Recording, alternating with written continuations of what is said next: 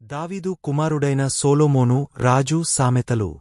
విశ్వాసం మరియు ధైర్యం, ఫేత్ అండ్ కరేజ్. విశ్వాసం అనేది అదృశ్యమైనదానిని చూడగల కళ్ళు. ధైర్యం అనేది అసాధ్యమైనదాన్ని సాధించే శక్తి. చిన్న గింజలో కూడా ఒక వృక్షం ఉంటుందని నమ్మేవాడు. విశ్వాసం యొక్క రహస్యాన్ని అర్థం చేసుకున్నవాడు. ధైర్యవంతుడు ప్రమాదాలను ఎదుర్కొంటాడు. భయభ్రాంతుడు వాటి నుండి పారిపోతాడు. ఆనకట్టను ఎదుర్కొన్న నీటి ప్రవాహం మాత్రమే సముద్రాన్ని చేరుకోగలదు. దేవుని మీద విశ్వాసం ఒక దృఢమైన శిల, అది ఎప్పుడూ కదలదు. భయం అనేది మనస్సులోని ఒక ఛాయ, విశ్వాసం అనేది దానిని తొలగించే సూర్యకాంతి.